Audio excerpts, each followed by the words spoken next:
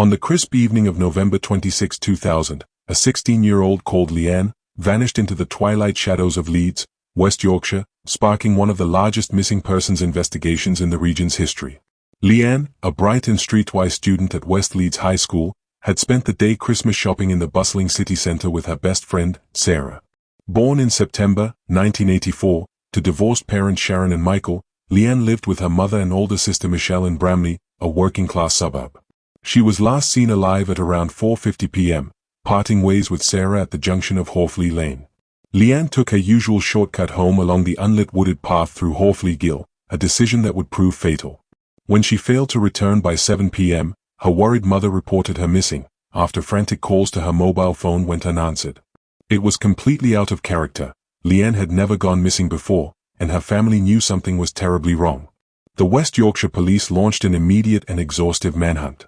Led by a detective superintendent, the effort mobilized up to 200 officers and hundreds of volunteers. They conducted over 1,400 house-to-house inquiries, searched 800 homes, sheds, garages, and outbuildings, along a designated red route, and inspected 150 commercial premises within a half-mile radius of her last known location. DNA samples were collected from 140 men interviewed during the probe, and 12 search warrants were conducted. Divers scoured a 3-mile stretch of the Leeds and Liverpool Canal, with 2 miles drained to just 1 metre deep, while 32 drain shafts were checked with the help of Yorkshire Water. Household waste collections were halted to rummage through bins, and support poured in from British Waterways, British Transport Police, the Ministry of Defence's Aerial Reconnaissance, the Calder Valley Search and Rescue Team, Interpol, and the Police National Search Centre. On December 3, a reconstruction was staged with Sarah, her friend, and Michelle, her sister, standing in for Leanne, hoping to jog witnesses' memories. Text messages sent to Leanne's switched-off phone briefly activated it on November 27, raising a fleeting hope, but it soon went silent.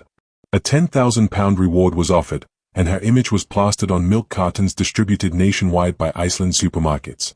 Unconfirmed sightings trickled in from places like Doncaster and Blackpool, but none panned out. Police released an EFIT composite of a suspicious man seen walking a dog in Hawfleet Gill, described as about 5 feet 8 inches tall, stocky, with a round, reddish face possibly scarred by acne, wearing a black woolen hat, 3/4-length waterproof jacket, and dirty jeans. Despite the massive scale, 9 agonizing months passed with no breakthrough, leaving Leanne's family in limbo and the community gripped by fear. Hope shattered on August 20, 2001, when a dog walker named Mark stumbled upon a gruesome discovery in the dense undergrowth of Lindley Woods near Otley, on the border of North and West Yorkshire, eerily just 100 yards from where the body of a woman called Yvonne had been buried in 1992. What Mark found was a bundled body, wrapped meticulously in 9 green plastic bags and secured with twine. Her head was encased in a black bin bag, which was fastened by a leather dog collar, all inside a floral pattern duvet cover. Fingerprints confirmed it was Leanne on August 22, transforming the case into a full-blown investigation, codenamed Operation Conifer. She had been unalived with a plastic cable tie ligature around her neck, her hands bound behind her back with similar ties, and a dark-colored scarf also knotted there. Her Elise coat and black boots were missing, but her ponytail remained intact, complete with the same hairband and clips from the day she disappeared. Leanne's limited decomposition puzzled experts, prompting a cryobiology specialist to examine her cardiac tissue, and it was concluded she had likely been stored in cold conditions, possibly a freezer, for weeks or even months before being dumped in a shallow grave. This chilling detail suggested a person who treated her remains like a trophy, prolonging their control even after Leanne passed away.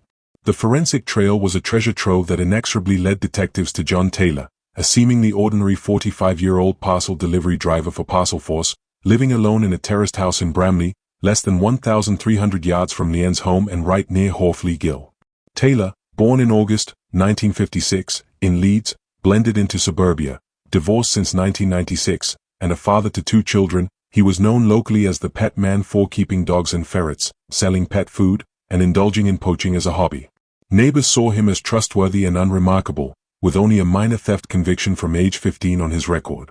But beneath this facade lurked a predator. Taylor placed Lonely Hearts ads, traveled the country for casual encounters, and confided twisted fantasies to ex-girlfriends. This included physical restraint in the bedroom, locking women in cupboards, and binding their daughters with cable ties for his gratification. The investigation honed in on him through meticulous evidence, The leather dog collar was traced to a Nottingham manufacturer and sold via a mail-order company, which kept a list of all its customers.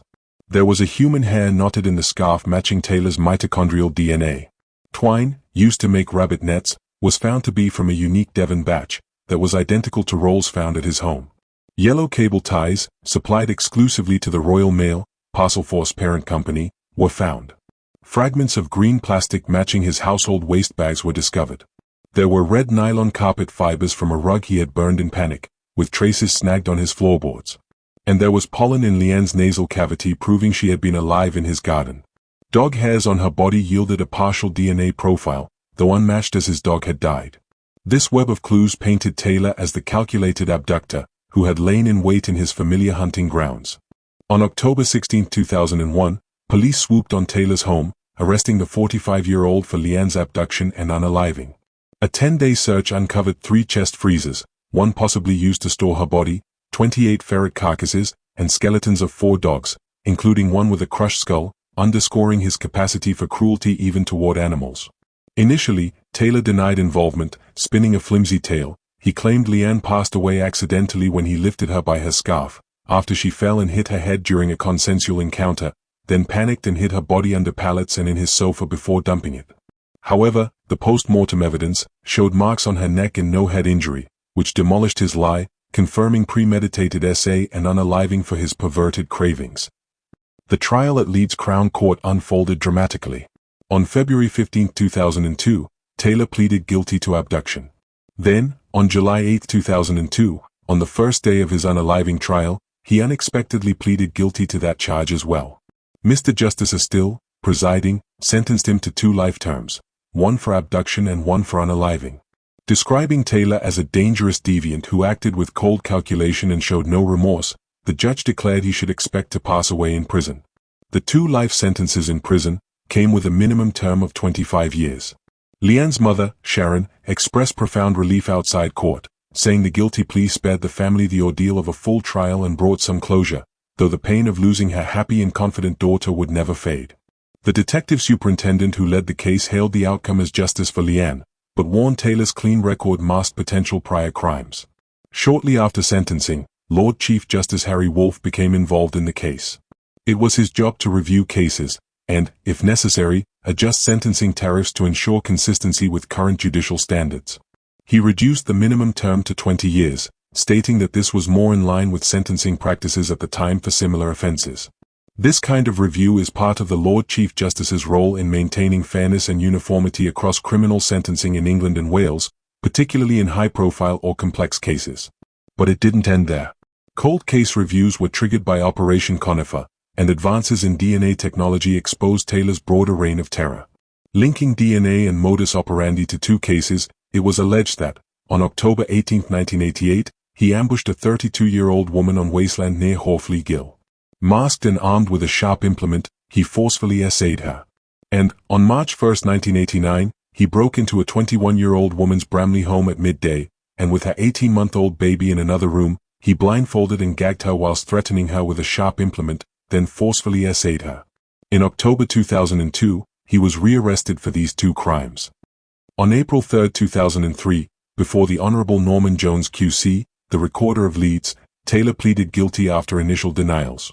Jones sentenced him to 2 additional life terms, recommending a 30-year minimum without early release, emphasizing Taylor should never walk free again. Then, in a stunning 2018 development, a further review uncovered 16 historical offenses. Taylor's past was revealed as a harrowing 20-year chronicle of violence and essays against children and women, fueled by a desire to inflict pain for adult gratification. Between 1977 and 1996, he committed 16 offenses against 5 anonymous victims, including the most serious essays you can imagine. Specific known incidents include essaying a 7-year-old girl in 1984 and tying her to a church drainpipe in Bramley. He held a sharp implement to a 27-year-old woman's throat while she walked with her 3 young children, essaying her right in front of them. He committed numerous other similarly vile offenses, targeting vulnerable women and children in Leeds. On October 26, 2018, at Leeds Crown Court, the now 62-year-old Taylor admitted the charges before Judge Robin Mayers, who imposed a whole life order, which now meant no parole, ever, for his callous and ferocious attacks, ensuring Taylor would pass away behind bars at HM Prison Wakefield. Beyond the convictions, Taylor was linked as a suspect, but never charged, in a further 10 unsolved unalivings due to geographic, methodological, and circumstantial ties. These links stemmed from his work travels, poaching sites, and patterns, but lacked conclusive evidence for prosecution. Let me know what you think in the comments section, and if you'd like to hear about more true crime, please like, subscribe, and turn on the notifications.